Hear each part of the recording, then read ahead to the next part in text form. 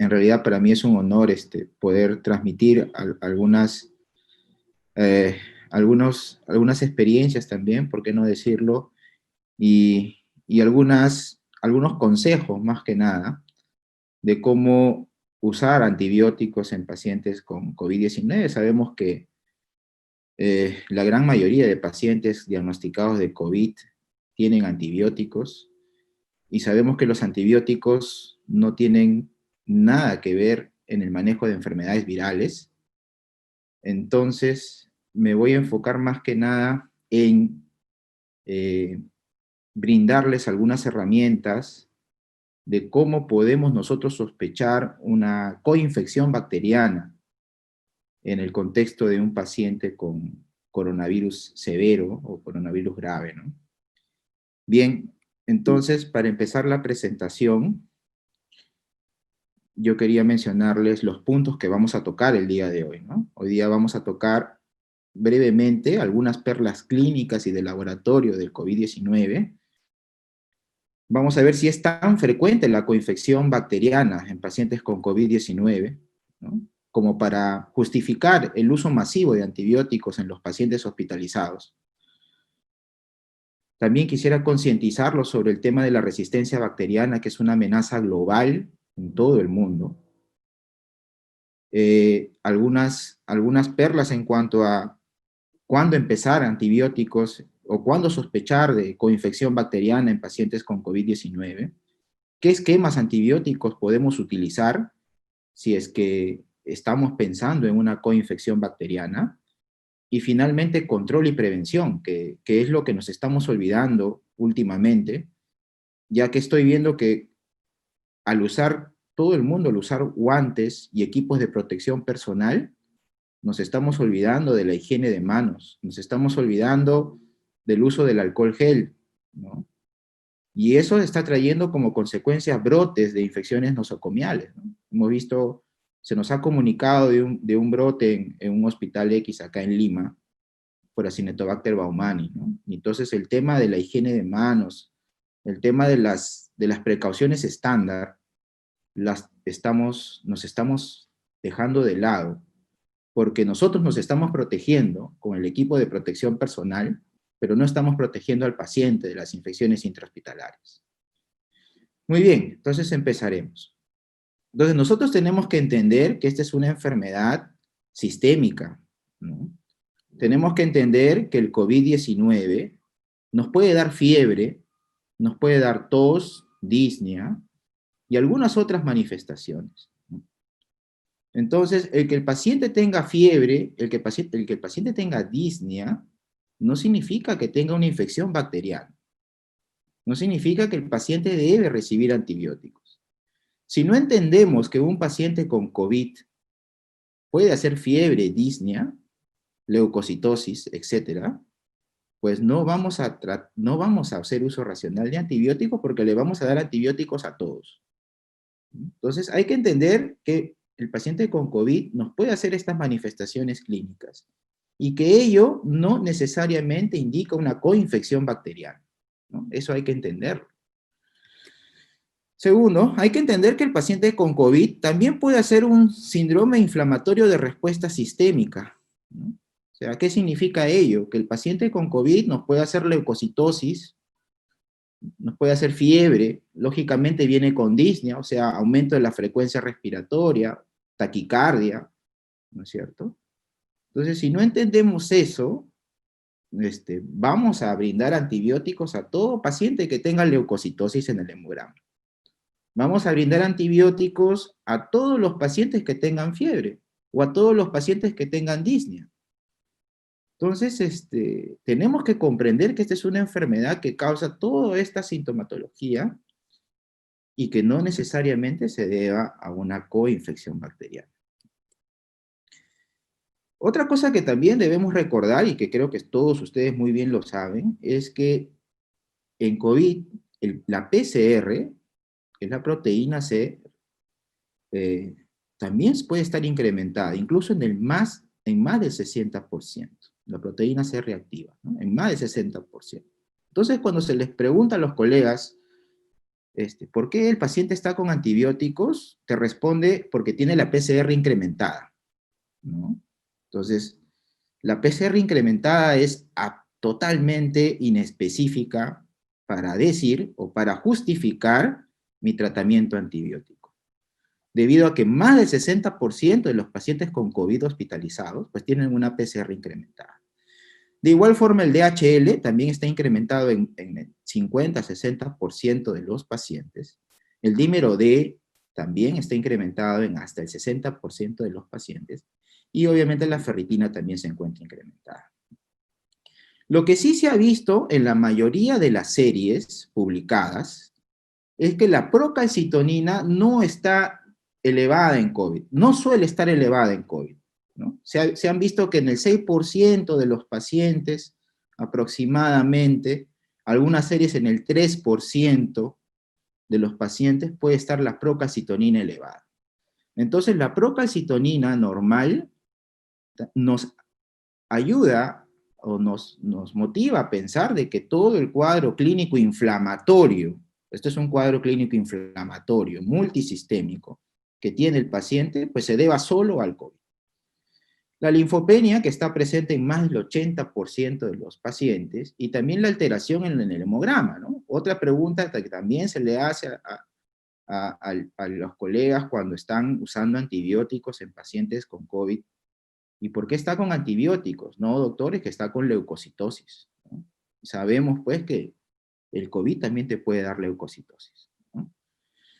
Ok, también hay otros marcadores inflamatorios como la interleucina 1 beta, la interleucina 6, el interferón, que pueden estar incrementados. Entonces, por lo tanto, la PCR incrementada, la fiebre y la alteración de los leucocitos no obedecen necesariamente a una infección bacteriana sobreagregada, porque son manifestaciones laboratoriales, clínicas, que también pueden ser muy bien explicadas por el COVID.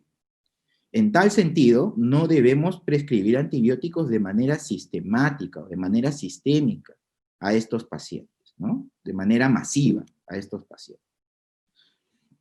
Entonces, otra cosa que también quería hacerles recordar a todos es que nosotros estamos encasillados pensando que solamente las bacterias nos pueden dar sepsis, sepsis severa o choque séptico, ¿no? Eso es lo que todos hemos aprendido, ¿no? Y se nos ha metido a la cabeza que solo un germen bacteriano nos puede ocasionar eso.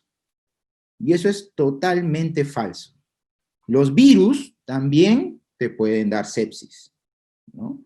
No solamente los virus, los hongos, ¿no? Histoplasmosis diseminada, etcétera, candidiasis invasiva, también te puede dar sepsis, ¿no es cierto? Parásitos de igual forma. Una malaria severa se puede comportar como un paciente séptico clínicamente, ¿no es cierto? La tuberculosis miliar también se presenta clínicamente como una sepsis. Entonces, nosotros hemos aprendido que cuando un paciente luce séptico es que es porque probablemente tenga una bacteria de fondo. Y eso es algo que debemos desaprender. Si no entendemos que una sepsis también puede ser originada por un virus, pues vamos a seguir prescribiendo antibióticos de manera rutinaria, de manera masiva a todos los pacientes con coronavirus, ¿no? El otro mensaje es que también pues hay otras entidades no infecciosas que ya muy bien ustedes lo deben recordar, que también pueden ocasionar elevación de los glóbulos blancos, elevación de la PCR, elevación de la fiebre, ¿no es cierto? Y que nada tiene que ver con el uso de los antibióticos. Entonces, esto hay que recordarlo y hay que tenerlo presente. A veces se nos olvida, ¿no? Entonces, un gran número de estudios ha mostrado que durante la pandemia del COVID-19 la prescripción antibiótica fue excesiva. Alrededor del 90% de los pacientes en algunas series han recibido antibióticos empíricos para el manejo de esta infección viral. Entonces, acá les he traído algunas imágenes, ¿no? Para poder identificar si esta imagen puede deberse a una infección bacteriana o puede deberse a una infección viral, o si de repente hay algo más agregado, en qué podemos pensar. Entonces, generalmente estas son las placas que nosotros vemos en los pacientes con COVID hospitalizados. Patrón alveolos intersticiales, bilaterales, periféricos, pero más que nada el predominio del patrón intersticial bilateral, ¿no? Ese es el patrón que domina en esta enfermedad, el intersticial bilateral. También algunas tomografías donde se ve el patrón en vidrio esmerilado, bilateral, algunos focos consolidativos, que también están descritos en COVID, los focos consolidativos. De igual forma aquí, ¿no? Patrón consolidativo, bilateral, un patrón intersticial, bilateral. Y esta es una imagen, pues, no COVID, ¿no? Recuerdo muy bien este paciente, lo vi en la práctica privada, donde me interconsultaron pensando que esto era COVID, ¿no? El paciente venía con fiebre y un poco de disnea, pero miren ustedes el infiltrado, el patrón consolidativo en el lóbulo superior derecho, ¿no? Esto definitivamente no es COVID, ¿no? Si ustedes tienen una radiografía de estas características tan didácticas, pues no pueden pensar en COVID, ¿no? Esto probablemente pues sea una neumonía adquirida en la comunidad por un simple estreptococo neumonía, ¿no? Entonces, las placas también nos pueden ayudar, las imágenes en general, sean radiografía de tórax o tomografía, también nos pueden ayudar a de repente discriminar mejor si el paciente tiene una neumonía adquirida en la comunidad bacteriana o una neumonía adquirida en la comunidad por el SARS-CoV-2, ¿cierto? Entonces, las imágenes ayudan bastante también. También recordar que esta es una enfermedad que se ha visto que afecta no solamente al pulmón, sino que también el paciente puede presentar manifestaciones extrapulmonares, ¿no? Entonces, si tenemos un paciente que también tiene manifestaciones extrapulmonares, como la falla renal aguda, la elevación de las enzimas hepáticas, disturbios gastrointestinales, choque, ¿no? Choque circulatorio, ¿no? El paciente comienza a presentar hipotensión, de repente está haciendo bradicardia, pensando en miocarditis, etcétera, ¿no? Entonces, también puede ser explicado por el coronavirus, ¿no? Entonces, también esta enfermedad puede provocar manifestaciones extrapulmonares. Muy bien, entonces, ¿qué tan frecuente es la coinfección, ¿no?, bacteriana en los pacientes que tienen coronavirus? Y se ha visto que al ingreso, o sea, como coinfección primaria, o sea, al momento de que el paciente ingresa a hospitalización, se ha visto que la coinfección bacteriana no es frecuente, no es tan frecuente. Aproximadamente el 3.5% de los pacientes que ingresan a la emergencia o que ingresan al triaje diferenciado, pues tendrán una coinfección bacteriana. Sin embargo, lo que estamos viendo ahora, en los últimos meses, debido a que los pacientes están siendo manejados por médicos particulares en casa, etcétera, ya vienen manejados con oxígeno, con corticoides, con antibióticos, y llegan al hospital porque el tratamiento que se les instauró no funcionó. Entonces, lo que estamos viendo ahora son el incremento de las coinfecciones bacterianas, pero no primarias, sino secundarias, ¿no? Estamos viendo infecciones intrahospitalarias, ¿no? O infecciones adquiridas en casa, en pacientes que han venido recibiendo antibióticos de amplio espectro, ¿no? Con corticoides por días manejados en casa, ¿no? Eso es lo que estamos viendo ahora. Definitivamente la infección secundaria es la más frecuente. El paciente puede ingresar hospitalizado, o a hospitalizarse, a recibir oxígeno, y dentro de la hospitalización el paciente puede desarrollar una infección intrahospitalaria. Eso es totalmente válido. Sobre todo los pacientes que están en áreas críticas, que están intubados, pueden desarrollar infecciones intrahospitalarias, neumonías asociadas a ventilador, bacteremias asociadas a catéter venoso central, etc. Eso sí estamos viendo, y lo estamos viendo con más frecuencia, ¿no? Sin embargo, debido a que la coinfección al ingreso del paciente, al momento de que el paciente ingresa, es bien baja, vemos que gran mayoría de los pacientes vienen con antibióticos, ya sea por vía oral o por vía parenteral, lo cual debería de disminuir el consumo de antibióticos por vía tanto oral o endovenoso, debido a que todos ustedes sabemos que los antibióticos no tienen ninguna actividad contra las infecciones virales. Y más aún cuando sabemos que la probabilidad de una coinfección bacteriana es baja. Entonces, los antibióticos que más se usaron, ¿no?, en COVID son las quinolonas, los carbapenémicos, las cefalosporinas de segunda y tercera generación. Miren ustedes, hasta el linezolid, algunos, otros betalactámicos, macrólidos, etcétera, ¿no? Entonces, el uso de antibióticos es totalmente injustificado, imprudente, irracional, no juicioso en los pacientes que tienen coronavirus severo, ¿no? Entonces, también se ha intentado investigar qué otros microorganismos pueden estar implicados en la coinfección de los pacientes con coronavirus. Y se ha visto, pues, que también no solamente el paciente puede estar coinfectado con una bacteria, sino también con otros virus. Yo creo que de todas maneras valdría la pena investigar coinfecciones con otros virus o gérmenes atípicos. Y también se ha visto que los hongos también son unos patógenos frecuentemente encontrados en pacientes con coronavirus como coinfección, ¿no? Sobre todo Aspergillus y Cándida. Con respecto acá a la Cándida, lo que se ha visto en los artículos que se ha revisado es que hablan de la Cándida, de la candidiasis oral, no hablan de la candidiasis invasiva, ¿no? Supongo yo que por el uso de corticoides, ¿no? Algunos pacientes incluso vienen ya usando tocilizumab de manera ambulatoria. La verdad que es impresionante la forma como viene el paciente manipulado al hospital en los últimos meses. Eso es lo que estamos viendo, ¿no? Y también las bacterias, ¿no?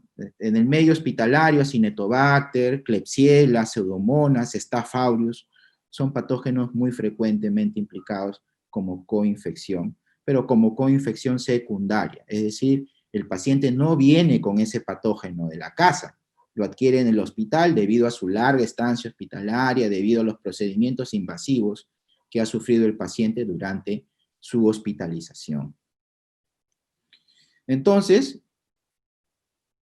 seguimos mencionando de que la coinfección bacteriana al ingreso no es tan frecuente, no es tan frecuente como se cree, y las series, por ejemplo, acá hay otra serie china, donde menciona que el 7.7% de los pacientes pueden tener una coinfección bacteriana y el 3.2% una infección fúngica.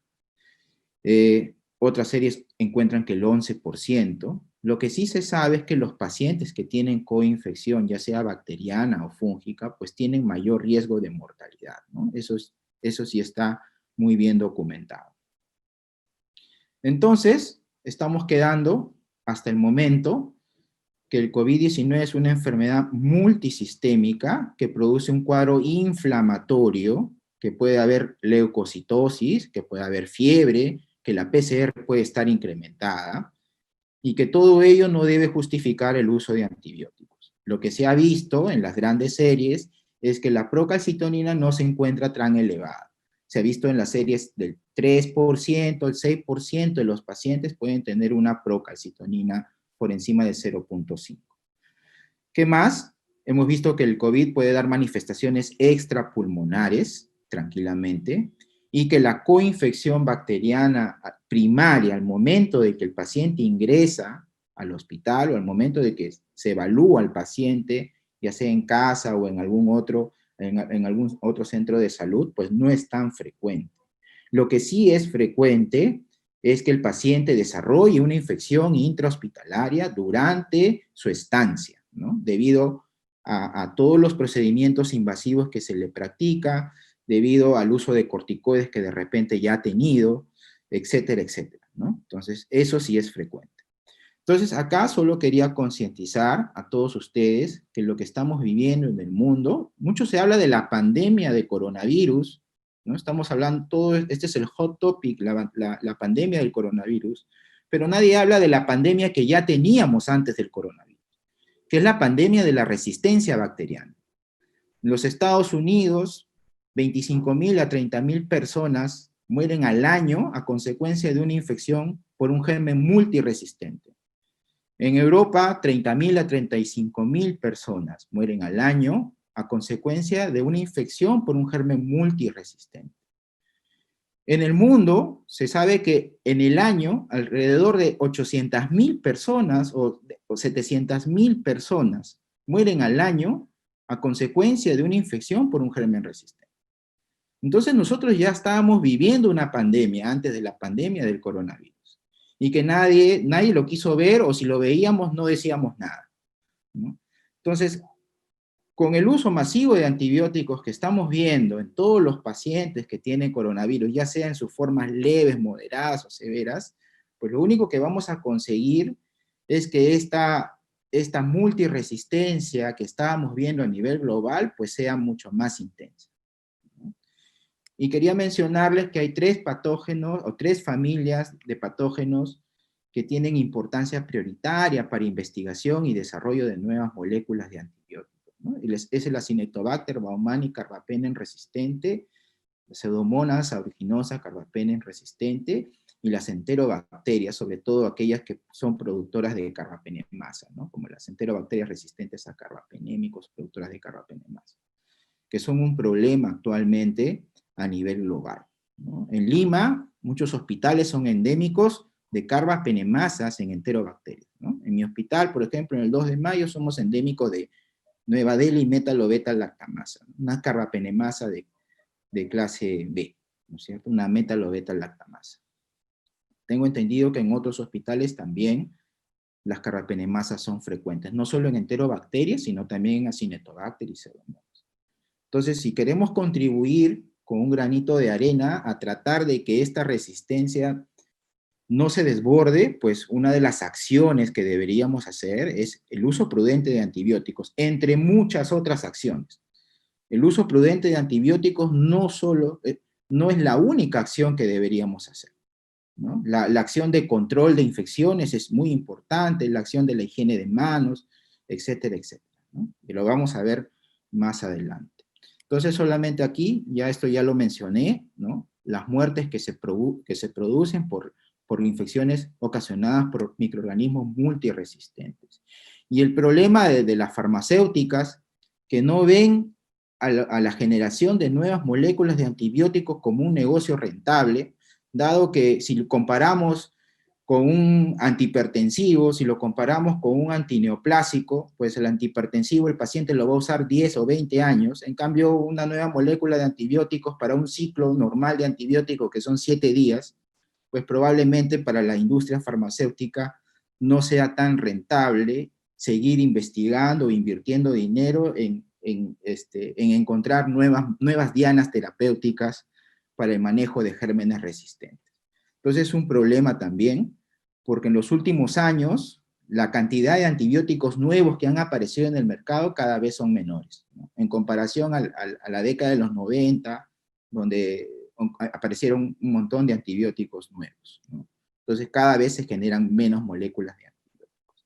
Y esto era lo que les mencionaba, ¿no? Entonces, lógicamente estamos viviendo una pandemia donde hasta el 28 de julio habían fallecido 661.996 personas, pero miren ustedes, anualmente mueren 700.000 personas a consecuencia de un germen multiresistente. Y se dice que para el año 2050 morirán 10 millones de personas al año a consecuencia de una infección por un germen multiresistente. Entonces, está también en nuestra facultad como médicos tratar de ser un poco más prudentes y cautos al momento de usar un antibiótico de amplio espectro. Muy bien, entonces la coinfección bacteriana nuevamente al ingreso no es tan frecuente. Y este es un trabajo bien interesante. Este es un estudio transversal donde a través de encuestas electrónicas se encuestaron a 166 médicos de 23 países y 82 diferentes hospitales, donde el 50% de los encuestados fueron infectólogos, el 28% intensivistas y el resto especialistas en medicina interna. ¿Qué encontraron? Encontraron de que los tres profesionales, los tres grupos de profesionales, tanto infectólogos, intensivistas como médicos internistas, se guiaban mucho de la clínica para iniciar tratamiento antibiótico, ¿no?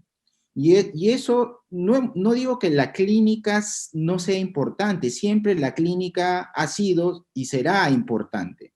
Pero en esta enfermedad de coronavirus, donde sabemos que la fiebre, la disnea, la tos, el malestar general, etcétera, es frecuente, pues no podemos guiarnos tan solo de la clínica para iniciar tratamiento antibiótico, porque si así fuera, tendríamos que iniciar antibióticos a todos los pacientes hospitalizados, porque todos vienen con disnea, todos vienen con malestar general, todos vienen con historia de fiebre o vienen con fiebre.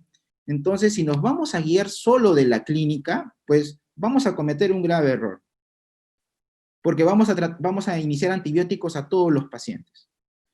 Entonces, la razón principal para que este grupo de profesionales inicie antibiótico, pues se basaron mucho en la clínica, seguida de los exámenes de laboratorio y finalmente de hallazgos radiográficos. El principal marcador de infección valorado, sí, aquí coincidieron la mayoría, fue la procalcitonina, seguido del recuento de glóbulos blancos y la PCR. Hemos dicho que los recuentos de glóbulos blancos y la PCR son totalmente inespecíficos para discernir si esto es una infección solo por COVID o si es una coinfección, o si tiene el paciente una coinfección agregada. Solo el 29% respondió que no inicia antibióticos a pacientes con COVID, ¿no? O sea, quiere decir que el 71% sí le inicia antibióticos del saque a los pacientes con COVID. Y los antibióticos más utilizados fueron los betalactámicos y los macrólidos y las fluoroquinolonas. En UCI, el antibiótico más utilizado, según la encuesta, según este trabajo, a través de encuestas electrónicas que se realizó, pues fue la piperacilina tazobactam, ¿no? Entonces, la clínica siempre va a ser importante, ¿no? Yo estoy convencido de eso, pero en esta enfermedad en particular, la clínica sola no nos va a ayudar a hacer uso racional de antibióticos, debido a que el paciente puede venir con un cuadro que puede simular un SIRS, que puede simular una sepsis, que puede simular una neumonía comunitaria bacteriana. Entonces, ¿qué debemos hacer? Si la clínica no nos ayuda, ¿qué más podemos hacer? Entonces, vamos a ir viendo más adelante. Entonces, este artículo, a título de comentario, publicado en esta revista, me pareció interesante, porque este grupo de médicos, planteándose las preguntas que nos hemos hecho anteriormente, pues dicen, bueno, ¿y qué hacemos, no? La clínica no nos va a ayudar, porque si es por clínica, todos los pacientes deberían tener antibióticos. Entonces ellos nos tratan de dar unos lineamientos que nos podrían ayudar a de repente hacer un uso adecuado de antibióticos, ¿no? Primero que si los antibióticos deben ser reservados para casos severos. Y acá me enfoco bastante en la parte de atención primaria, ¿no? Vemos pacientes que son atendidos en atención primaria por COVID, que no necesitan oxígeno, que tienen buena saturación, que a lo mucho tendrán fiebre, y del saque, levofloxacino, cefuroxima, ceftriaxona. Entonces, esto es importante, ¿no? Al menos si vamos a utilizar antibióticos, pues que sea para los casos severos. Si es que yo tengo dudas de que mi paciente tiene una coinfección bacteriana y el caso es severo, pues bueno, de repente valdría la pena utilizar antibióticos en esa situación. Lógicamente, evaluando con biomarcadores, como la procalcitonina, por ejemplo, que puede jugar un rol importante. Lo otro que les mencioné también al inicio, las imágenes. Si tenemos un paciente que tiene una radiografía con un patrón intersticial bilateral, pues bueno, no le vería mucho sentido agregarle una cobertura antibiótica amplia a este paciente, ¿no es cierto? Pero de lo contrario, si hubiera un paciente que tiene una predominancia de un foco consolidativo en lugar de un infiltrado intersticial, pues de repente en este paciente, evaluando los demás exámenes, evaluando al paciente en conjunto, de repente valdría la pena agregarle una cobertura antibiótica. Si se iniciaron antibióticos, de todas maneras deben hacerse pruebas microbiológicas. Lo que nos estamos olvidando es que por el hecho de la exposición al paciente, nos estamos olvidando de tomar cultivos, ¿no? Ya nadie quiere tomar hemocultivos por el hecho de la exposición, ya nadie quiere tomar muestras de aspirado bronquial, de secreción traqueal, nos estamos olvidando de ello. Entonces, ¿cómo podemos hacer, primero que uso racional de antibióticos, y segundo, cómo podemos dar una terapia dirigida si no estamos cultivando, ¿no? Si no estamos haciendo cultivos, ¿no? Entonces, no olvidarnos de hacer al menos los hemocultivos, ¿no es cierto? No olvidarnos de al menos hacer un cultivo de aspirado, ¿no? Bronquial o aspirado traqueal. Antibióticos deben ser rápidamente reevaluados y suspendidos tan pronto como sea posible si no existe sospecha de infección bacteriana. O sea, siempre lo hemos dicho, no es tan mal que se inicie antibióticos del saque, no es tan mal que se inicie antibióticos al inicio, o cuando tienes un paciente grave y crees que puede tener una infección bacteriana, no está mal que le inicies antibióticos. Lo que está mal es que al momento de reevaluarlo y no has encontrado evidencia de que el paciente tiene una coinfección bacteriana, le continúes por el simple hecho de que quieres que el paciente cumpla sus 7 días de antibióticos. Eso sí está mal. Entonces, reevalúen, ¿no es cierto? O sea, el colega que viene les deja la guardia, o ustedes que reciben la guardia y ven que su paciente no tiene evidencia de que tiene una coinfección bacteriana, pues tengan, tengan la valentía, porque también hay que tener la valentía de suspender el antibiótico, ¿no? No continuarlo. No olvidarse de hacer el switch de vía endovenosa a vía oral en los casos donde la evolución es favorable, ¿no? No necesariamente el paciente tiene que permanecer todos los días de tratamiento por vía endovenosa. Otro dato interesante y que lo hemos empezado a ver también, no sé si también ustedes, dentro de su actividad diaria, es que los pacientes con coronavirus pueden incluso tener una persistencia de una fiebre que no sobrepasa los 38 grados centígrados, y que eso no nos debe motivar a usar antibióticos de más amplio espectro, ¿no? Lo común, ¿qué cosa es? ¿No? El paciente viene, se le da antibióticos porque se cree que tuvo una coinfección bacteriana, evoluciona favorablemente, pero sin embargo todavía está haciendo 37.8, 38, 37.9, 37.5, y ya queremos darle meropenem, ¿no? Ya queremos darle linezolid, ya queremos agregarle colistina, ya queremos darle ampicsulbactam, etc.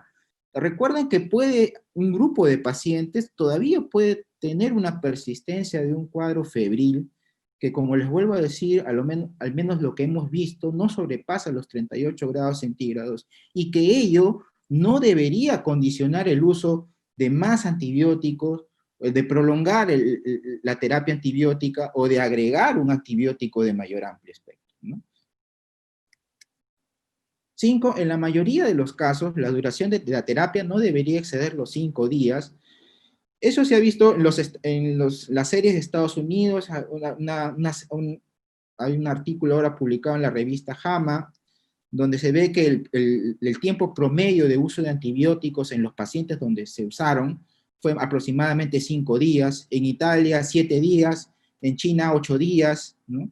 Entonces no deberíamos exceder los 5 días de tratamiento antibiótico. Recuerden ustedes que para una ANAC 5 días de tratamiento antibiótico pueden ser suficientes, en algunos casos, lógicamente. No cubrir rutinariamente gérmenes atípicos. Se ha visto que no es frecuente la coinfección con gérmenes atípicos, por lo tanto no deberíamos sistematizar el uso de acitromicina a todos los pacientes, el uso del levofloxacino a todos los pacientes. He visto que ha aparecido una moda de usar doxiciclina también en los pacientes. Entonces,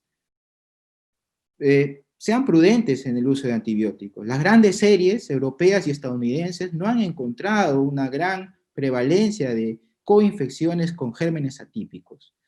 Algo muy fundamental, el punto 7, es la prevención de infecciones asociadas a la atención de salud. No olvidarnos, ¿no? Nosotros nos protegemos, tenemos nuestros equipos de protección personal, pero hay que proteger también al paciente, ¿no? Control de infecciones, ¿no es cierto? Los bundle para evitar las neumonías asociadas a ventilador. Eso no debe perderse, no debe perderse. No administrar de manera rutinaria citromicina. Los antibióticos no deben ser brindados de forma profiláctica. Recuerdo una respuesta de una colega, amiga mía, que me dijo, no me quites el antibiótico porque el antibiótico evita que mi paciente se infecte, ¿no? Entonces los antibióticos no, en COVID no deben ser utilizados de manera profiláctica, por favor. Y 10, si durante la hospitalización por COVID-19 ocurre un empeoramiento o un nuevo episodio de falla respiratoria, de repente ahí podríamos reconsiderar la cobertura antibiótica, porque probablemente mi paciente esté haciendo una neumonía intrahospitalaria, una neumonía asociada a ventilador, y de repente en este caso sí valdría la pena la cobertura antibiótica, lógicamente de acuerdo a la microbiología local, de acuerdo a la microbiología de tu institución, ¿no es cierto? Tratar de dar una cobertura antibiótica empírica. Ahora, no todo empeoramiento clínico en el contexto de un paciente con COVID significa que también tenga una infección bacteriana. También debemos buscar otras causas, tromboembolismo pulmonar, infarto agudo de miocardio, etcétera, ¿no? Entonces, es cierto, lo más fácil y lo más práctico es prescribir antibióticos, es cierto, es lo más sencillo, nos da tranquilidad también a nosotros, ¿no? Porque decimos, bueno, si le pasó algo al paciente, bueno, ok, le pasó algo, pero está con antibióticos, ¿no? Eso suele ser nuestra defensa, nuestra autodefensa, pero también, así como es fácil prescribir antibióticos y hacer un RP donde incluimos un antibiótico de amplio espectro, también deberíamos estar abiertos a pensar de que el paciente podría tener otra complicación no infecciosa, del cual debe investigarse, ¿no? No deberíamos dejarlo ahí. Muy bien, entonces para resumir, ¿cuándo pensar en coinfección bacteriana? Cuando el paciente tiene, clínicamente, cuando el paciente tiene una fiebre persistente con escalofríos, cuando el paciente en laboratorio tenga una leucocitosis con desviación izquierda, o tenga una procalcitonina más de 0.5. En imágenes, cuando el predominio de las imágenes sea un predominio consolidativo en vez de vidrio esmerilado o en vez de un patrón intersticial bilateral. El juicio clínico en COVID para iniciar antibióticos no ayuda mucho porque acuérdense, les mencioné en las diapositivas, una de las primeras diapositivas, que existe el término de sepsis viral. La sepsis no solo es ocasionada por una bacteria, también lo puede ocasionar un virus, un hongo, una micobacteria, etc. Entonces, lo mejor a considerar es el uso no sistemático de antibióticos, practicar un uso consciente, juicioso, racional, y en el curso de una hospitalización por COVID-19, la aparición de fiebre de novo, o sea, el paciente ingresó a febril, tiene más de 48 horas hospitalizado y me comienza a hacer fiebre, ¿no? Entonces, o lógicamente ahí pienso en una infección intrahospitalaria, ¿no? Elevación de parámetros inflamatorios y o deterioro gasométrico, pensar en una neumonía intrahospitalaria o una neumonía asociada a ventilador. Acá solamente para recordarles que la procalcitonina no se eleva no se suele elevar en estas infecciones, ¿no? Porque los gérmenes atípicos, las micobacterias no suelen elevar la procalcitonina. Los hongos tampoco suelen elevar la procalcitonina. Y los virus, virtualmente todos, o casi todos, no suelen elevar la procalcitonina. Igual aquí, ¿no? Solo para recordar en qué situaciones la procalcitonina no se eleva, no nos suele ayudar, ¿no? Y acá, básicamente un resumen, ¿no?, de las variables que pueden sugerir infección bacteriana al ingreso: la temperatura mayor de 38.3 por más de 3 días, los síntomas, todos con expectoración purulenta, signos de sepsis, el hemograma con leucocitosis, abastonados o neutrofilia, las imágenes a predominio de consolidación, ¿no?, la procalcitonina, que nos puede ayudar muy bien, y las comorbilidades. Ojo, acá hemos tenido pacientes con coinfección, VIH, COVID, pues hay que tener acá mucho cuidado, ¿no? Son pacientes que se comportan de manera diferente, los diabéticos descompensados y los pacientes con enfermedad renal crónica suelen tener coinfecciones bacterianas con mayor frecuencia, ¿no? Con mayor frecuencia. Y en los pacientes que ya han estado hospitalizados, que tengan, el paciente que haga unas temperaturas de 38 grados o más en 2 o más ocasiones, ¿no? Igualmente la leucocitosis con desviación izquierda o neutrofilia, el empeoramiento de las imágenes respecto a los controles previos, la elevación de la procalcitonina si es que al ingreso no la tenía elevada, el PCR sigue siendo inespecífico, han aparecido algunos estudios con la presepsina, que al parecer nos puede ayudar también según los trabajos, y las comorbilidades, ¿no? Lógicamente, si tenemos un paciente multiinvadido que tiene CBC, línea arterial, que está conectado a un ventilador mecánico o que tiene un catéter urinario permanente, pues lógicamente ahí tendríamos que pensar en una infección intrahospitalaria, ¿no? Que se ha agregado al paciente que se encuentra hospitalizado por largos periodos de tiempo, ¿no? Un paciente con COVID hospitalizado puede tener una ITU asociada a catéter, puede tener una bacteremia asociada a catéter venoso central, puede tener una neumonía asociada a ventilador. Entonces, practicar los mismos criterios, ¿no? Practicar los mismos criterios, ver bien las temperaturas. Ojo, un solo pico febril no deberían considerarlo como inicio de cobertura antibiótica isofacto, ¿no? Al menos el paciente debería tener 2 o más picos febriles, ¿no? Entonces, el uso de antimicrobianos de manera prudente, pues, puede ayudar a mitigar la excesiva resistencia que tenemos en el país, ¿no? Y otra cosa que nos hemos olvidado también y que valdría la pena recordar es que últimamente estoy viendo muchas neumonías adquiridas en la comunidad, manejadas con meropenem, manejadas con vancomicina. Yo no sé si en la comunidad existen pseudomonas, acinetobacter, estafilococo meticilino resistente, con tanta frecuencia como para iniciar antibióticos de ese calibre en pacientes que vienen de la comunidad, que anteriormente no han recibido antibióticos, ¿no? Entonces yo exhorto a ustedes, a sus colegas, que evitemos hacer ese tipo de cosas, ¿no? Vemos cada receta que viene con el paciente, meropenem, ciprofloxacino, de manera ambulatoria. Por ahí un colega me mencionó que están usando colistina también de manera en casa, ¿no? Colistina en casa. Y la verdad que esto es alarmante, ¿no? Lo que se nos va a venir después de esto es alarmante con las tasas de resistencia, ¿no? Yo pienso que las tasas de resistencia van a aumentar muchísimo en los próximos años. Entonces, no olvidar que las neumonías pueden ser manejadas sencillamente con un macrólido, con una quinolona respiratoria, con una cefalosporina de tercera si el paciente no tolera la vía oral, ¿no? Y no deberíamos estar utilizando antibióticos de amplio espectro. En las neumonías intrahospitalarias va a depender mucho de la microbiología local. En el 2 de mayo solemos usar pipetazo más banco porque el Staph aureus es un germen frecuente en nuestro hospital. En neumonías asociadas a ventilador, nuevamente dependiendo de la microbiología local, pueden usar un carbapenémico asociado a vancomicina, dependiendo de qué tan frecuente tengan ustedes pseudomonas o acinetobacter en su institución. Básicamente, los esquemas de tratamiento para para infecciones intrahospitalarias dependen mucho del mapa microbiológico del hospital donde están trabajando, pero generalmente siempre en infecciones intrahospitalarias como neumonía o neumonía intrahospitalaria o neumonía asociada a ventilador, siempre debemos de cubrir pseudomonas aeruginosa, ¿no? Y dependiendo de la microbiología, agregar o no cobertura para Staph aureus meticilino resistente. Acuérdense ustedes que si vamos a dar un antibiótico de amplio espectro hay que darlos bien, ¿no? Hay que darlos bien de manera correcta, ¿no? Hemos visto pacientes que tienen 100 kilos y están con 1 gramo cada 12 de vancomicina, ¿no? Y el paciente que tiene 60 kilos también está con 1 gramo cada 12 de vancomicina.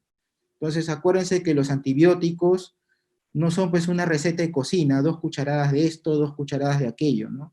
Los antibióticos deben ser utilizados a la dosis correcta también. Entonces, acuérdense que vancomicina es un antibiótico que debe ser usado de acuerdo al peso del paciente y debe de ser dado con una dosis de carga, ¿no es cierto? De igual forma, ¿no? Si vamos a usar un carbapenémico, deberíamos de usarlo en infusión prolongada, etcétera, etcétera, ¿no? Entonces, tratar de usar los antibióticos de manera correcta, si es que los vamos a usar y el paciente lo necesita. Entonces, control y prevención de infecciones intrahospitalarias es muy importante. Esto de repente ustedes ya lo conocen muy bien. Lo que estoy viendo ahora es que como estamos usando guantes para examinar a los pacientes, ya nos estamos olvidando de lavarnos las manos, ¿no? No nos estamos echando alcohol gel para ir de un paciente a otro, para tomarle la saturación, o para, no sé si vale el caso de repente examinarlo, ¿no? No estamos haciendo eso porque nosotros tenemos la percepción de que estamos cubiertos, de que estamos protegidos nosotros con 2 o 3 guantes, incluso algunos se ponen, y no estamos protegiendo al paciente, ¿no? Entonces, eso es muy importante, no olvidar ello, ¿no? Los cuidados del catéter venoso central, ¿no? Las enfermeras juegan un rol importante aquí, ¿no?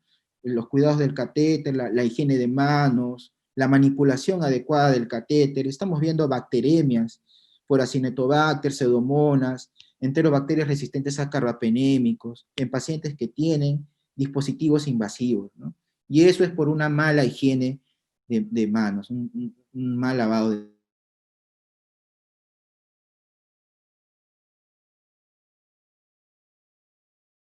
de manos, ¿no?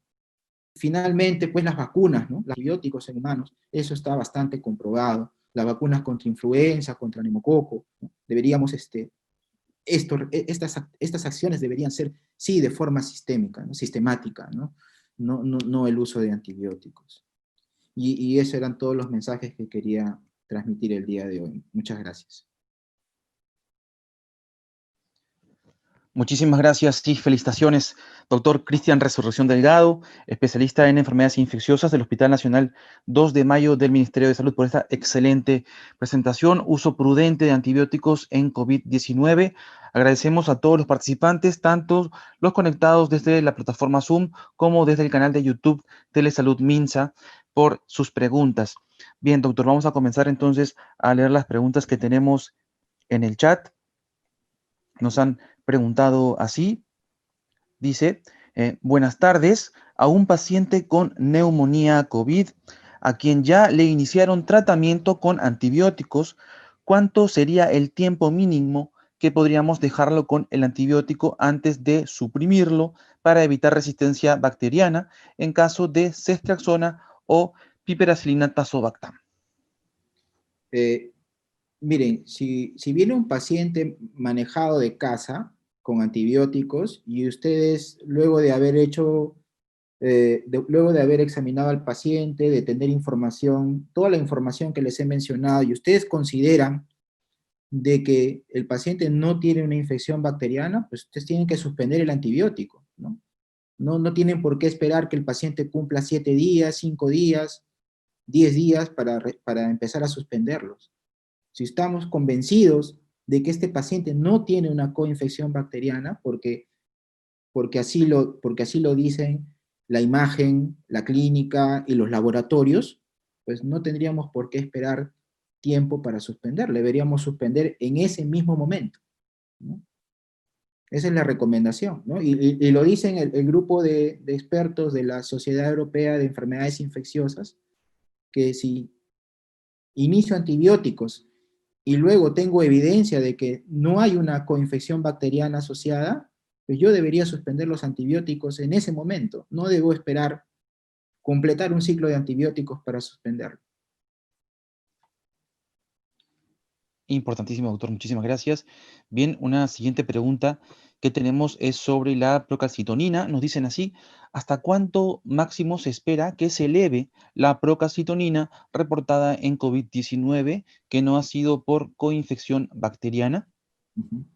Miren, lo que se ha visto en las series, hay un artículo publicado al respecto, ¿no? Donde han resumido las 10 grandes series publicadas hasta el momento de las experiencias en manejo de COVID en el mundo. Y lo que se ha visto es que hasta el 7%, me parece que hasta el 10% de los pacientes, 7 o 10%, creo que la mínima era 3% de los pacientes, pueden tener procalcitonina elevada en el contexto de COVID, ¿no? Generalmente la procalcitonina no suele elevarse más de 0,5, ¿no? No vamos a encontrar por COVID procalcitoninas de 1, de 2 o de 3, ¿no?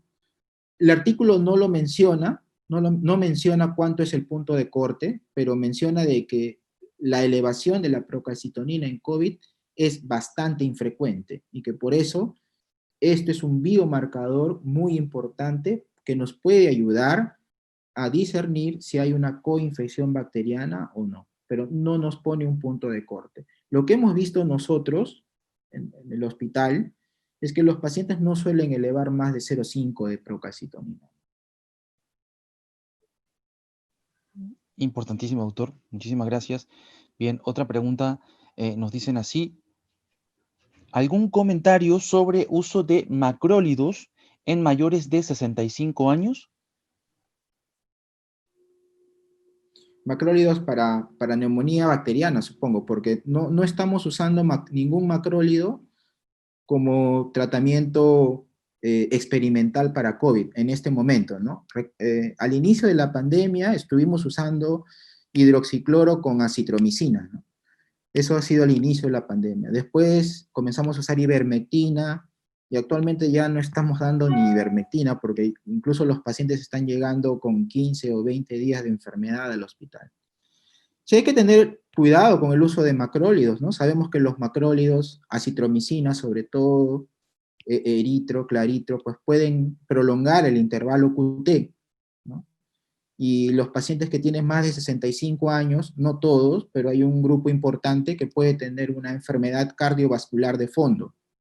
Entonces lo que se sugiere es de repente, si vamos a usar un antibiótico porque sospechamos que nuestro paciente tiene una infección bacteriana agregada, pues tratar de no usar un macrólidos, ¿no? Como terapia empírica, ¿no? Podemos usar un betalactámico, una cefalosporina, etcétera, ¿no? No necesariamente un macrólido. Si la pregunta es para manejo de infección bacteriana, si la pregunta fue para manejo de COVID, solo quiero decir que ya no estamos usando ningún macrólido para manejo de COVID, ni acitromicina ni ningún otro. Importantísimo, doctor. Muchísimas gracias. Importante entonces esta aclaración y esta información. Nos han preguntado así: buenas tardes. En caso de solo contar con hemograma para evaluación de los pacientes, ¿hasta qué valor de leucocitosis podría ser atribuido a la infección COVID? ¿Un COVID puede causar leucocitosis mayores de 15? ¿Mayores de 15? Ah, ya. Sí, son muy buenas preguntas, ¿no? Son muy buenas preguntas. Como les digo, miren, la medicina, y ustedes muy bien lo saben, la medicina en general es un arte, ¿no? O sea, yo no puedo valerme solo del hemograma para tomar una decisión terapéutica. O sea, yo me valgo del hemograma, pero también me estoy valiendo de la proca, me estoy valiendo de los neutrófilos, de los abastonados, me estoy valiendo de la característica de la fiebre. O sea, con solo el hemograma yo no puedo tomar una decisión si mi paciente debe o no debe recibir antibióticos. Es todo un contexto, ¿no? No hay un solo marcador o una sola prueba de laboratorio que me va a decir si esto es negativo, solo esto es negativo, no le des. Yo he tenido casos donde un paciente ha ingresado gravemente al hospital con un patrón meramente vidrio esmerilado en la tomografía bilateral, con 6.000 glóbulos blancos, neutrofilia sin desviación izquierda, sin fiebre y con proca en 0,8, que es positivo la proca. Y no le hemos iniciado antibióticos, porque es todo un contexto. O sea, yo no puedo pensar en infección bacteriana en un paciente que tiene infiltrado en vidrio esmerilado puro en ambos campos pulmonares, ¿no? En un paciente afebril, en un paciente sin desviación izquierda, sin neutrofilia, con glóbulos blancos normales. O sea, si yo solo voy a pensar en que mi decisión va a estar basada en un solo examen de laboratorio, pues me voy a equivocar más de lo normal. No digo que nosotros no nos equivoquemos, probablemente sí nos hayamos equivocado, pero si solo voy a tomar un solo acápite, un solo ítem para tomar una decisión terapéutica, probablemente me voy a equivocar más. Entonces, acuérdense que es todo un conjunto, ¿no? Y la medicina es un arte, o sea, tienes que tomar de todo un poco para tomar una decisión. Ahora, pacientes con 17.000 blancos, con 18.000, 20.000 leucocitos, con desviación derecha, con neutrofilia y con una placa que parece que hay también consolidados, pues no vendría mal iniciarle antibióticos, no vendría mal iniciarle antibióticos. Si en el camino ves que los demás parámetros no apoyaron tu sospecha diagnóstica de una infección bacteriana agregada, pues puedes suspenderlo, ¿no? Pero tomar un solo valor yo creo que no sería adecuado.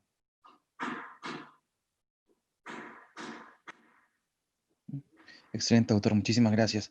Bien, nos dicen así con respecto al suite de antibióticos, dice, el suite de antibióticos de vía parenteral a vía oral, ¿se hace en todos los casos?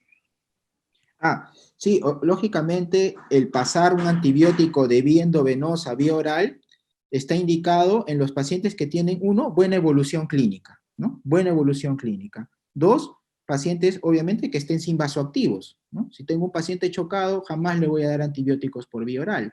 Tres, pacientes que toleren la vía oral, ¿no? Pacientes que toleren la vía oral. Entonces, no en todos los escenarios podemos pasar el antibiótico de vía endovenosa a vía oral. Hay antibióticos que solo existen en forma endovenosa. Por ejemplo, los carbapenémicos, ¿no? Si yo inicié un carbapenémico porque sospeché de una infección intrahospitalaria, no le puedo cambiar a vía oral porque no existen carbapenémicos por vía oral.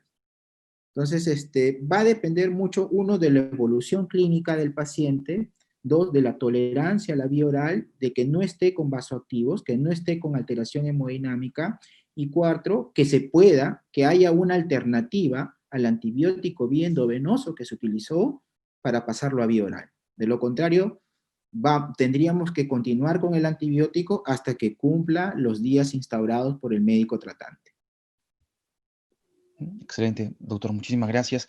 Bien, algo que también nos estaban preguntando por interno es que a veces llegan los pacientes que han recibido múltiples cantidades o diferentes antibióticos.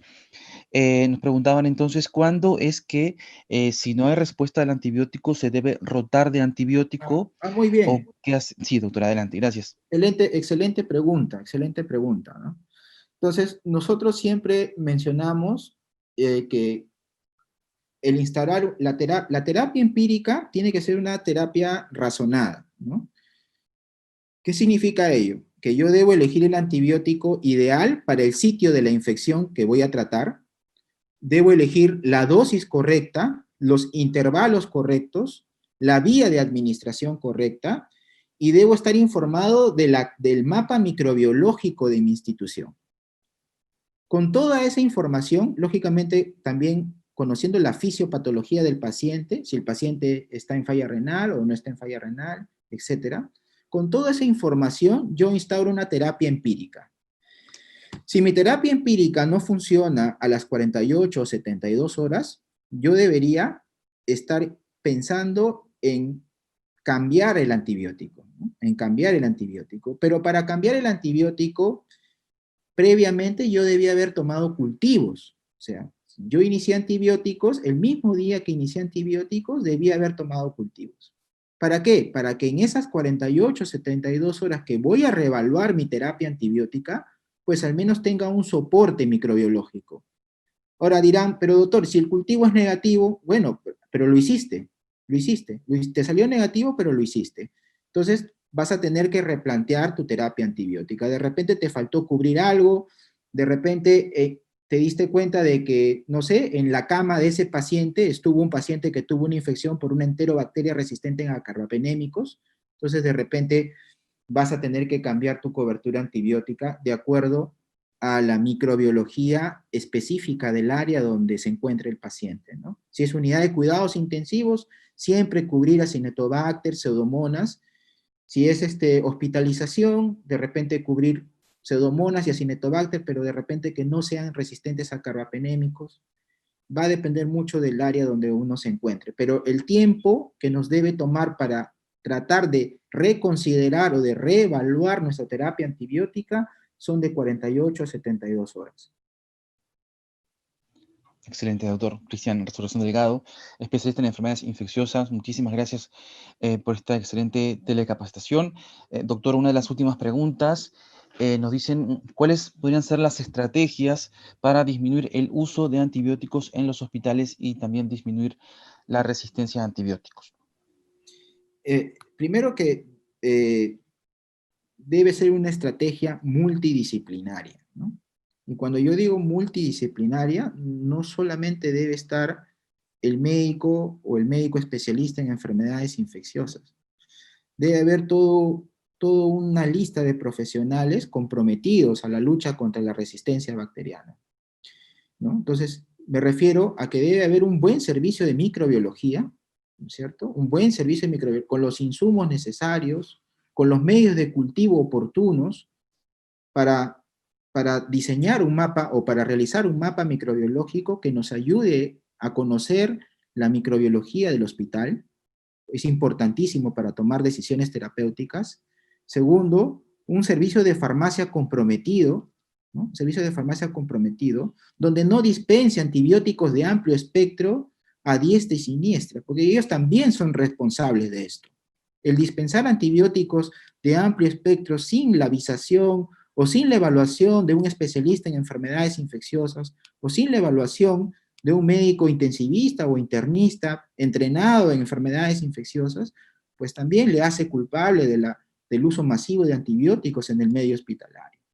Tercero, control de infecciones, el comité de control de infecciones, las enfermeras de control de infecciones, que monitorizan la higiene de manos, que muchas veces a nosotros nos sentimos fastidiados porque nos hacen perder el tiempo, decimos nosotros a veces. Ellas también son responsables de esto, ¿no? Cuarto, nosotros, todos los aquí presentes, somos responsables del uso racional de antibióticos, todos.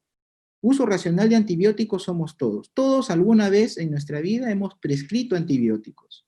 Y muchas veces sin la asesoría o sin la consulta de un especialista en ello. Quinto, a nivel político, ¿no? El director del hospital, la gente que hace gestión, deben estar comprometidos con el tema de la resistencia.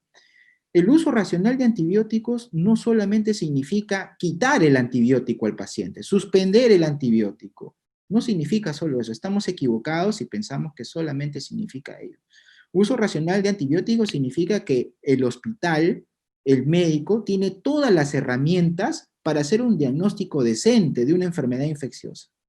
Tiene todas las herramientas. Tiene buenos antibióticos, tiene un gran arsenal de antibióticos, que te impidan solamente usar meropenem y vancomicina en los casos graves, que tenga un buen laboratorio de micro, que tenga su procalcitonina siempre, que tengan sus parámetros inflamatorios disponibles para poder discernir si verdaderamente este paciente que viene con signos y síntomas de inflamación sistémica se deben o no a un cuadro infeccioso bacteriano. Entonces, son muchas las estrategias, muchos los profesionales implicados en ello, y ya es hora de trabajar todos en conjunto, ¿no? Todos en conjunto.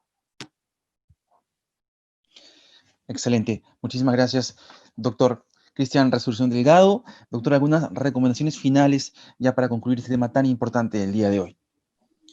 Bien, ahora estamos viendo que los pacientes están ingresando con antibióticos de casa, ¿no? Manejados con antibióticos de casa.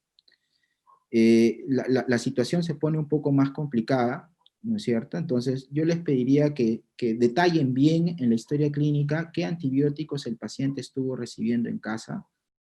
Generalmente, cuando un paciente ya viene recibiendo betalactámicos, tipo cefalosporinas, por ejemplo, puede el paciente seleccionar gérmenes resistentes, tipo betalactamasas de espectro extendido, tipo AMSES, etcétera, que nos deben motivar a dirigir mejor nuestra cobertura antibiótica, ¿no? Dos puntos claves para la terapia antibiótica empírica es preguntar al paciente qué antibióticos estuvo recibiendo y si estuvo hospitalizado en los últimos 90 días. De acuerdo a ello, podemos nosotros instaurar una cobertura antibiótica adecuada. Tercero, ya saben todos ustedes que la fiebre, la leucocitosis y la PCR incrementada no debe motivarnos a usar antibióticos de manera sistemática a todos los pacientes. Cuarto, si vamos a usar antibióticos de amplio espectro, utilicémoslos bien, ¿no? Con las dosis correctas, los intervalos correctos y el tiempo de infusión correcto, ¿no? Y quinto, no se olviden del control de infecciones, la higiene de manos. El uso de guantes no exime de que el colega, ya sea médico, enfermera, técnico de enfermería, etcétera, se tenga que lavar las manos antes y después del contacto con el paciente.